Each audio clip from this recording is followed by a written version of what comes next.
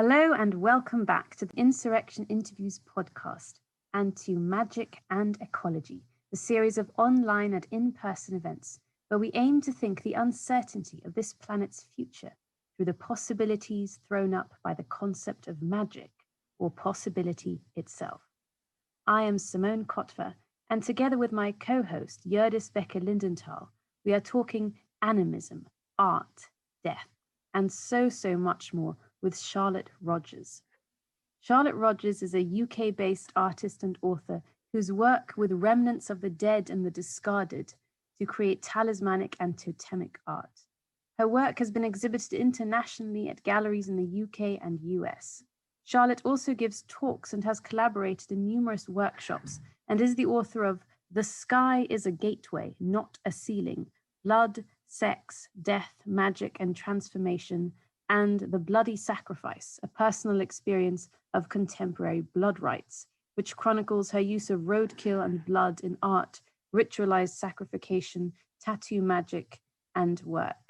Charlotte's arresting creatures always reminds the viewer that no thing, however apparently lifeless, is really dead. They are also testament to the fluid nature of death itself, the way unities, selves, bodies, persons, desires, fragment after death and are recomposed into a myriad new things. Charlotte writes, "Everything holds life force, energy, and potential. I work with the memory held in remnants of the dead, the forgotten, the discarded, and the rejected. I honor these memories through acknowledgement, then use the past as a foundation for new directions and realities." Charlotte's art is exhibited virtually as part of the Magic and Ecology project, and is also featured on the Magic and Ecology website, where you can explore more of Charlotte's work. So we're especially excited to have her with us here today. Charlotte, welcome to the podcast, and thank you so much for joining us. Oh, thank you for asking me. I'm really excited, actually.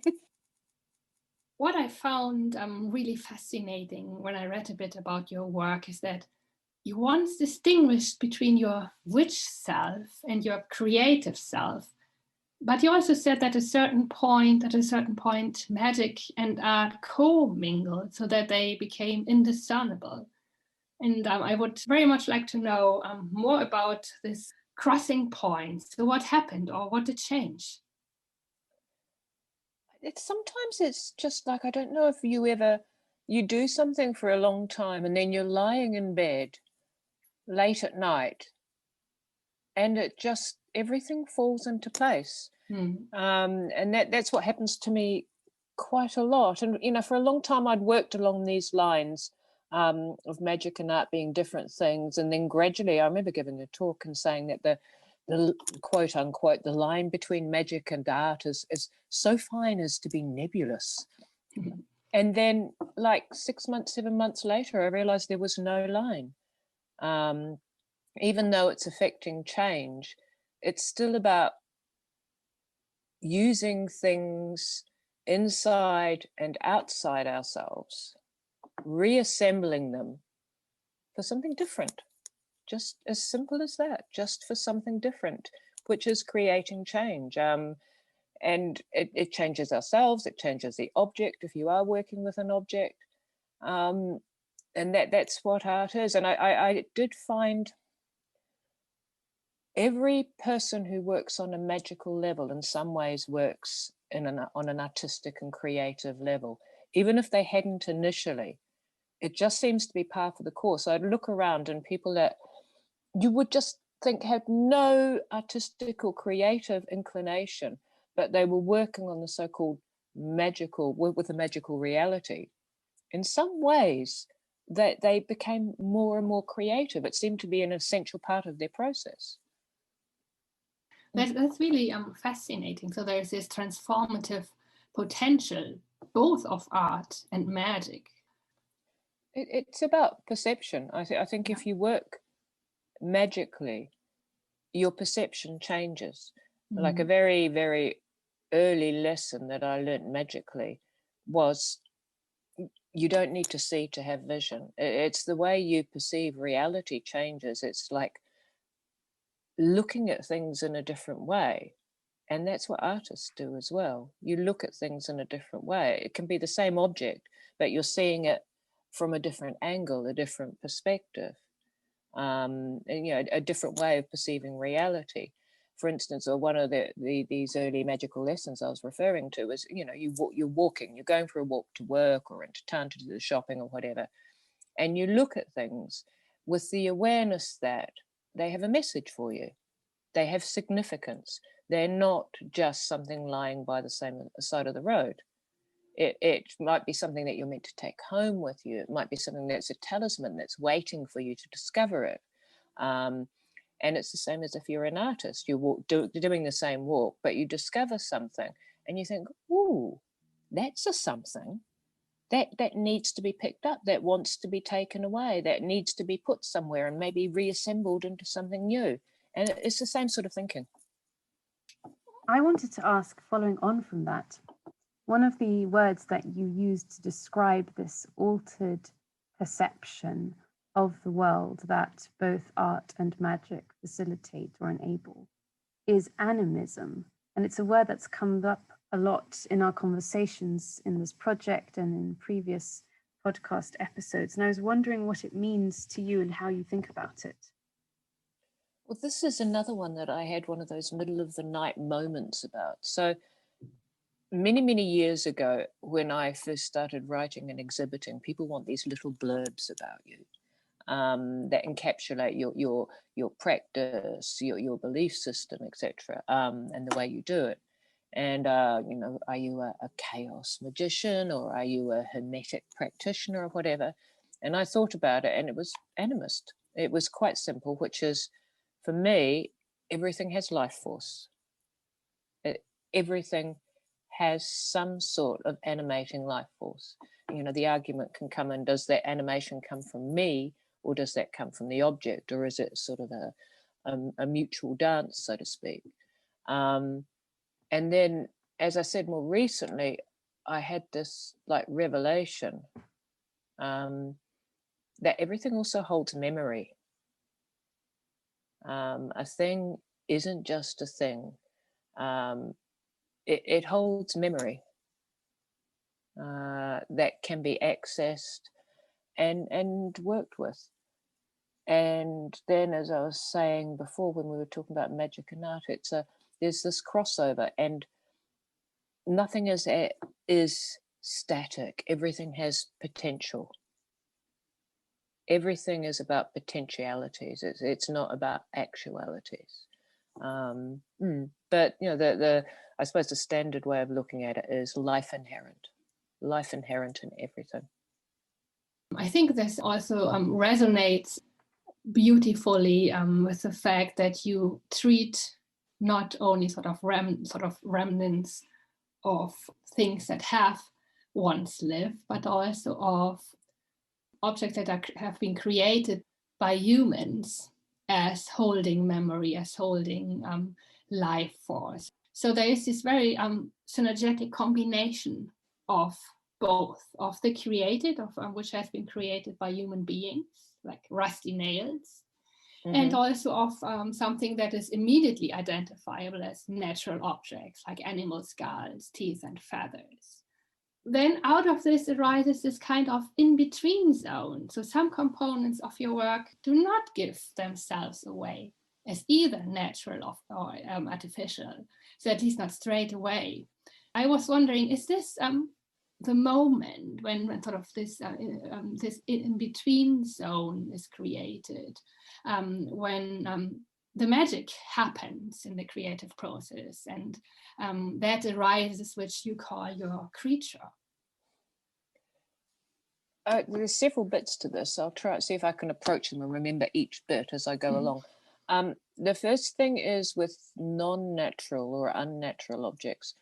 When I first started working with them, because what I do when I work with anything is, as I said, I find my ingredients. I call them ingredients that I've picked up or often have been given to me, and I keep them for a while. And then I take them out and I want to make something, or I feel the time is right to make something, and I just sort of switch off my head. Now with natural ingredients, it's almost like if you can imagine a slow motion water slide like they have in those parks, you know, the long ones that go down into the water and you slide down them. It's like going on a journey, or swimming in a current, and you don't need to swim. The current's just carrying you. Yeah. So I've switched off my head and there's nothing in the way. With natural objects, it's very easy to do. And as an experiment, I tried with man-made objects, and I think I started with dolls, and you know, rubber, etc. And it was, you know, initially I thought, oh, I can't do this because I can't flow with it because it's artificial. And then I realized I could, but because the object itself that has been man-made has actually been overlaid with so much. It has been created. It has been played with. Part of it is overlaid with my own, say, perceptions of what it is. Like it's a doll, so therefore it's been held by a child and it's got, you know, so that's the way I perceive it. But it actually has gone on a journey. So it's overlaid with various things. And I work with the things that overlay the object as much as I work with the object itself. For instance, like when I've worked with pets, which is really difficult, say it's a pet cat bone, it's very, very difficult than working with a wild cat, because the pet cat has been overlaid with, not over the top of the actual beast that it was or creature that it was, layers of its owner or human companion, or whatever you would prefer to term it, the life it lived in a house, the sort of collars it might have worn, etc., my perception of it as a cat. So it's a natural creature, but then on the other hand, it's been overlaid with all these artificial layers. And one other thing that is interesting is, I don't know, I worked with broken glass for a while. Again, a man-made object. They were broken car windows. And years ago, there were riots in London, and there was a lot of smashed car window glass, and I got various people to collect it for me and send it to me, because with a car window, the amount of energy that goes into smashing it is huge. I mean, if you think about it, you need so much power. So a person is holding an object, channeling a lot of rage, impotence, all sorts of feelings into an object, enough to smash this window. And then I saw it as it all being trapped within this glass, even though the glass, I think car window glass has got some sort of, I don't know, a polymer, some sort of plastic through it. But glass in itself is pretty fluid. And I thought, well, it's trapped in there. So when I was working with the glass, I wasn't just working with what was the glass per se, you know, a man-made object, but I was working with all of that impotence and anger and these riotous feelings. And then I was channeling that into something new. And I think I've forgotten the next bit of your question. I don't know if I answered part of it, but I know there were several bits to your question. I've completely forgotten the second bit. Whether there is a certain moment where you realize, okay, this is where sort of the magic happens. It's interesting because my sister is an artist. You know, she's a trained artist. And I've talked to her about this, and I've talked to other trained artists who aren't ostensibly working on a magical level, but they are. Because we've all related to this moment where things come alive. So I've switched my head off, I'm playing with my bits and pieces, I'm assembling, formatting, and there's like this moment. And it's indescribable, really. And you can actually see something emerging, and you can feel it as well. And when that moment is achieved, or why it is achieved at a certain point, I do not know, but there definitely is a moment when something is emerging, and it's very joyful. It's a lot of fun, and it's quite amazing, really. But it is something that, again, crosses over the boundaries between magic and art, if those boundaries do exist, and artists experience it when there's just this moment of something's happening. Something is emerging.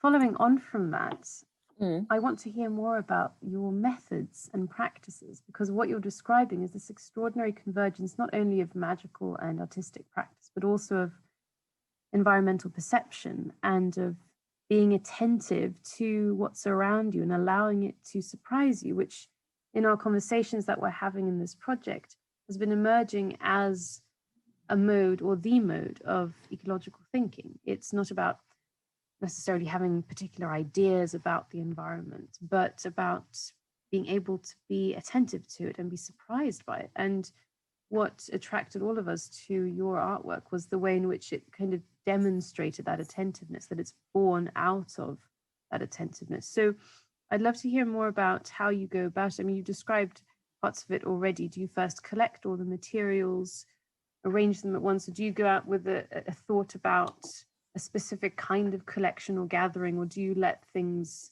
kind of arrest you as you go along? And do you see that as it were the spell work itself? I think it's all part of the spell work. I go for walks. I just go for walks. I am always, I suppose, almost hyper aware when I go out. I don't know why. It's part of my nature, or maybe it's some sort of byproduct of trauma or something. I don't know, but I'm always just very, very aware when I go off on adventures. And one way that's been quite difficult with the COVID is, thank God I'm in the countryside to an extent, is I really thrive off stimulus from the environment, even in cities. And it's part of the joy of life, is just being aware and exploring outside the the little box in which I live in, my comfortable little heated box with a kettle and my books, etc., in my bed. But it's like when I go outside, everything there's this wonderful process of like being fed, being stimulated, being excited, being intrigued. That I do not get when I'm inside. Like I've had, I think I mentioned to you earlier when we had a pre-recording chat, and I'd spent a long time online yesterday and the day before, and I hadn't really got out. And it's like suddenly the world became grey. But I go outside, and I'm fed. I am fed, and it's just, it doesn't take much. It's like looking around. And so, yeah, it's never premeditated what I pick up. Sometimes you have to be careful, like, from a very early child, I learned you don't take things out of rock pools, for instance. I went back to New Zealand for a visit, and some beaches you do not pick things up. It's a matter of respect. Some things I see lying, on a bit of green or in a forest, and you don't pick them up because they're not meant to come home with you. You just can have a look and you can think, wow. But some things, yeah, they want to come home with you. And they want to go off on an adventure with you. I mean, it's all this wonderful, living, stimulating, exciting adventure that's there if you open yourself up to it. And like any opening oneself up, there's a vulnerability in it. There can be a real pain, emotional pain. There was a trend some years ago that started with taxidermy art, and they were to the point that some places were actually teaching taxidermy, some institutions, which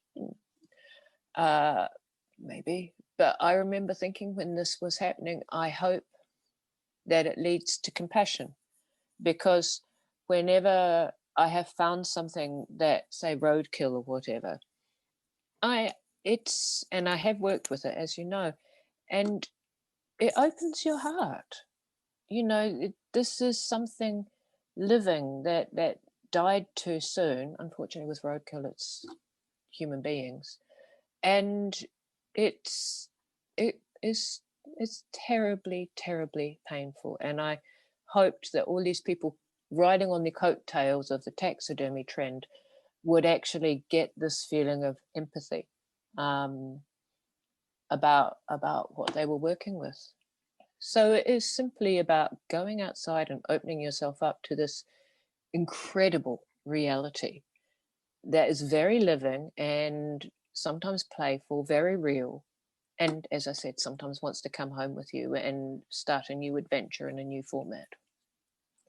I very much like this idea of empathy and also of a kind of respect and raised awareness for the what the creature wants or would have wanted. And I think this adds a very important aspect to the current sort of re-emergence of practicing magic, because magic very often is understood as the art of bringing about change in an object or person and in accordance with one's own will.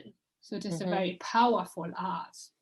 And you talked about nature, the environment, and when we think of the current climate catastrophe and its root cause, which is human interference with ecological systems and the manipulation of natural forces, I cannot help but think, don't we need to work on changing our will, which seems to be exactly what you are doing intuitively.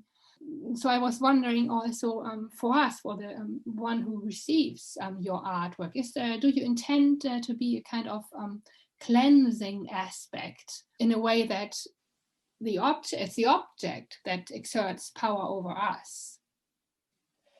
To an extent, I don't know if I'm answering your question. It does tie in with something you were saying earlier. Okay, there's again several strands. Some of the things I work with, for instance, I've got a thing about badgers. And when I first moved to the area I was living in, there were a lot of roadkill badgers, and then there were also a lot of discarded badgers that had been baited and were tossed in bags by the side of the road. And so I worked with some of these, which was very intense, also physically quite demanding. And then it must have been about 15 years ago, I was exhibiting in London. So I was in a city, completely different environment. And I think this was around the time that there was a big thing about badgers being killed for the culling. And coming from a farming country as well, even though I'm vegan or whatever, vegetarian to vegan, I'm very pragmatic about a natural cycle of some people eating meat or whatever. It's not my thing.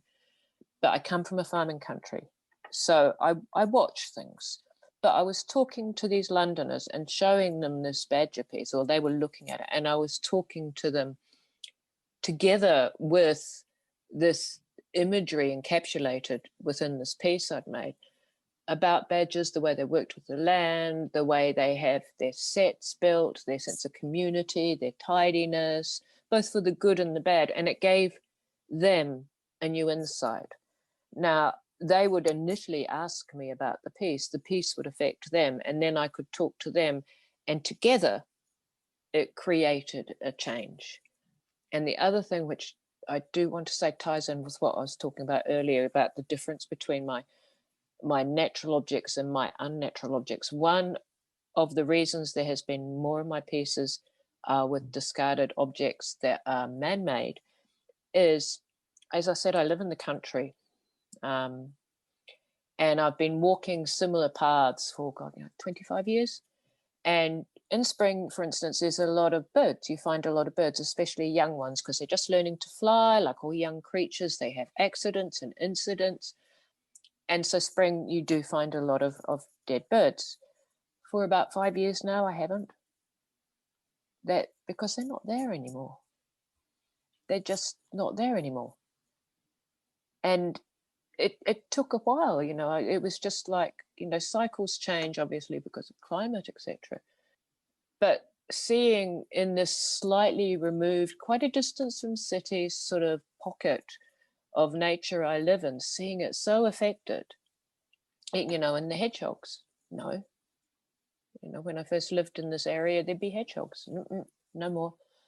So seeing those changes, so what I would find by the side of the road from roadkill were not the animals, were I don't know, rusted nails, broken glass, all changing. And then with COVID, with the lockdown, nature started coming back, and it was absolutely incredible. And then the lockdown eased, and a whole generation of creatures had been born, of birds. It was just incredible. A whole generation were born without fear, and everyone was online putting photos of, you know, the local foxes and the cubs coming into their backyard, and they were putting photos up, etc. And then the traffic started again, and I would go on my walks near main roads, and all of these creatures that had no knowledge of human beings, so many of them were hit by cars because they had no road sense. They had not learnt fear. And yeah, it's been quite an intense time on that level, actually, for me. Just that realization of how quickly nature reasserted herself, and how quickly animals adjusted to a life without human beings, and then how quickly human beings came in and just messed things up again. And this brings us, I think, also to one of the things that your work does, which is it has this kind of pedagogical quality to it, in that whether it's trying to or not, but it does educate us in a certain kind of awareness that we have lost. And I thought it would be a good opportunity to mention here that your work is going to be part of a workshop at the University of Cambridge Primary School. And some educators argue that in order to care for the environment, we have to learn how to pay attention to it in new ways. And your art does point us towards those tropes, right, of environmentalism, but it does so by working through the roadkill, through the margins, through the things that are not necessarily pretty about both, environmental devastation, but also environmentalism. You say there's this moment when things come together and something new emerges, and it's not just made from quote unquote natural objects, which just gives the lie to this distinction between nature and culture. And the plastic in the ocean is as much part of nature, and if we sort of ignore it, and if we leave it out of our artistic imagination also, we really are just reinforcing this dichotomy. So yeah, do you understand your work as a kind of education in attention in that way? This is probably goes back to another sort of moment at 2 a.m. for me, really. As I said, I switch my head off when I make something, and then once it's done, I look at it and think, what the hell is that? Where did that come from? And sometimes it's quite disturbing, because I think, God, it's a bit worrying, because it's like an aspect of me is being used to channel whatever this is. And then it gradually sort of gets a clarity in my head. It's like a language I'm learning, a new language I'm learning. With each piece I create, I have another component to it. And some of it isn't pretty. So, yeah, and some of it is quite disturbing, actually. And there are pieces I do not like at all, but they want to exist. It's as simple as that. They want to exist. And yeah, I suppose there is, to a certain extent, I didn't think about it when I first started. Really, I've been making these things since my teens, and I stopped for quite a long time, and then I started again. There is a measure of ecological responsibility in there, I suppose. And it's not just about what I make, but it's about what my making pushes me to see and experience, as much as about what I make. The exploration, the awareness to the world around me. As I was saying with what I saw with lockdown, with the animals, the way in which the environment has changed. So yeah, I think the process of seeing and realizing potentialities in everything, as much as the making and the end product in itself, although the end product could be seen to be sort of continually moving and changing anyway. But that process is as much as the end result is important. And yes, there is a huge ecological, I suppose, how can I put it, an obligation that comes with it for me. And as I said with the badger and with other pieces I've made, when I am able to, I talk with people about it. And I think that's part, just as everything was originally one of these ingredients that I might have picked up or been given to an end result. Part of that process is discussing, as we're doing now, or that is part of the creation as much as the piece of bone or the rusty nail or the bead or whatever. The discussion, the examination, or I think that's why my art is so multifaceted, why I write and exhibit as well as make, because that's part of the process. But you almost seem to be a highly tuned or very sensitive instrument to perceive the life that is all around us, even in the cities, and then you translate it into your magical art and make us able to perceive it as well, and open ourselves or generate in ourselves care and concern for the environment. But I also sense, or maybe I'm wrong, that there is caring attention that you put into your work also goes or reaches out to the one who perceives your art. So for instance, there is this beautiful work called Apotropaic Action, which you said you created during the coronavirus lockdown, and it's made of stone, bones, metal, and tiny beads. And so when I looked at it, so I immediately started to think, what is this? What is going on here? So my imagination was immediately activated, and then I started to see a little figure riding on the bone. I then had this powerful association of a mythical creature riding and coming towards humankind's rescue in these difficult times, not only with regard to the coronavirus, but with regard to what is happening on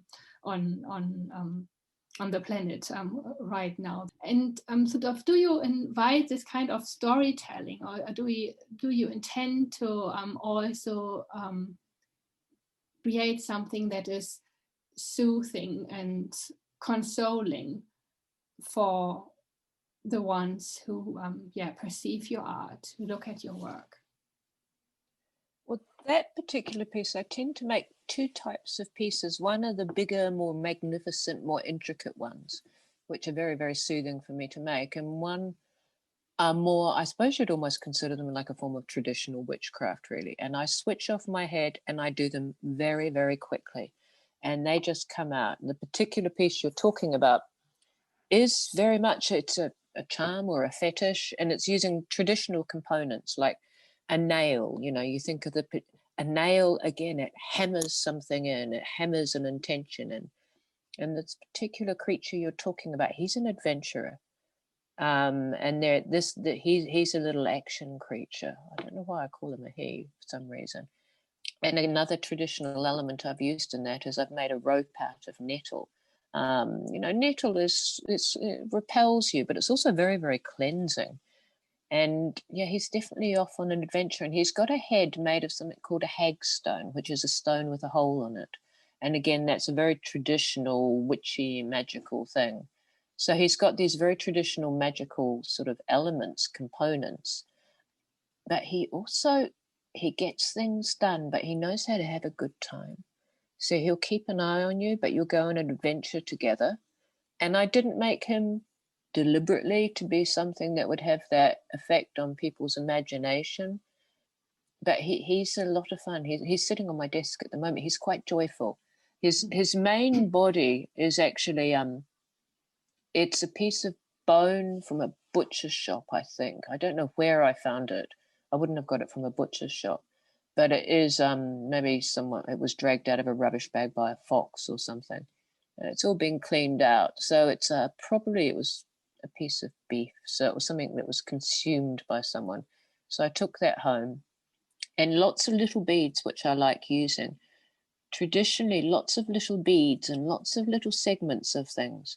If you've got dodginess going on, you know, sort of bad vibes or difficult spirits that need to be sort of either avoided or got rid of completely. If you have lots of little bits and pieces, they play in them, just like any child or any adult. Actually, you have something like a puzzle, it keeps them distracted. So lots of little beads keep anything sort of problematic distracted. And then the bone, there's a vertebrae that he's actually riding on. That's his vehicle. That's going to take him places. And it's a deer vertebrae, but the deer was supposedly taken down by the Black Panther that has been lurking around since the 1970s in the Somerset area, when a lot of the wealthy people in Somerset used to own lions and tigers, etc. It was a real trend in the 60s and 70s. And when they outlawed it, apparently the urban myth is that some of them were released in the wild. So for years in this area, there's been a black panther that farmers have spotted that has killed sheep, etc. And a friend of mine found a deer that was taken down by a very large creature with big teeth and claws. And he thought it was this panther, this big black cat. So he gave it to me, and I thought, that's perfect. That's perfect for this little rider to go off on, his riding on urban myths and fears, and he's channeling that, and he's taking it to new places and new horizons. But you know, I didn't make it like that. He just came out like that, and then it's maybe how other people perceive it. I actually sometimes get more insight from what people see in my things than I figure out myself. I'd like to ask you a more general question, something that's recurring in our conversations, about the role of magic today and why there is this resurgence of magical practices and ideas related to magic in areas that wouldn't ostensibly have anything to do with it, such as art and ecology. I mean, you've shown how all these things are interlinked and how that which magic sort of performs is also that which art performs and that environmental awareness performs. But what do you think are some of the reasons why not just magic, but you mentioned animism and so on, are becoming so important in a wider public debate? I think it's cycled round and round many times over the years. There's been resurgences of it. It was big in the 60s. There's been various times when it's come back, and when times are problematic, when there's a lot of social unrest and change, and people feel like they don't have much control over their lives, perhaps. That's so the element of being able to manifest change in your life in accordance with will. I could imagine that rings true for many people. A rebellion against a world overtaken by science. In Victorian times, there was a big interest in magical practice, and science was racing ahead then, all these new discoveries, and I think it's like a balance for that in many ways. People still want the wonder, they still want the glamour. Maybe it's more than possible, but we are part of our landscape, not just what we create as far as technology, but also the natural landscape. So maybe there's some little part of us inside us that wants that, and a magical reality resonates with that. And the more technology, the more artificial things we make, the more reliant on science we are, the stronger that voice, that internal voice is that's saying, I want some wonder. I want some of it, be it the glamour or the robes or the natural unknown. I want that. I need it. We are animals, and there are spaces in between, and we need some of that mystery. No, if life was all packaged and processed, it would not just be boring. I think it would be, I don't know, I don't want to use the word soul destroying, but it would be, it would lose its spark. So I think that's one of the reasons that magic appeals, is the glamorous side, but it also is a feeling of having control, the ability to work with your environment and have a control on your life. And I think for many people, there's this feeling of not having control at the moment. Thank you so much for that. I like this expression of the natural unknown, that magic sort of represents the desire for the natural unknown. And I think it's probably a good place to end our conversation. And also that balance that you described between needing to control, but also needing to be surprised, which I think both of those are what you're describing. And goes back to what Rodgers was talking about when he described magic as the ability to control environment at will. And this is often seen as a negative thing from an environmental standpoint. But in fact, if that control can be balanced with wonder, then we're talking about something quite generative, which is art, really, in a way. So I just wanted to say thank you on behalf of the project for stopping by the podcast, and we're really looking forward to taking part of your artwork as well in various forms over the coming months. And listeners who want to learn more about Charlotte's work, please check out links in the description box and the feature post on the Magic and Ecology website, which also features Charlotte's work as the header images. And now it only remains to thank you, our listeners, for tuning into the Insurrection Interviews podcast. The podcast is part of Magic and Ecology, a year-long series of talks and online events where we invite researchers thinking about magic in relation to ecology and practitioners working with magic to transform modes of earth living in order to enable collaborative thinking across disciplines and practices. Magic and Ecology is hosted by CRASSH, the Centre for Research in the Arts, Social Sciences and Humanities at the University of Cambridge, and is co-convened by Rodgers Becker-Lindenthal, Sophie Lunn-Rockcliffe, and myself, Simone Kotver. For more information and details of how to sign up for our upcoming live online events in 2021, please visit our website at magicecology.crash.cam.ac.uk.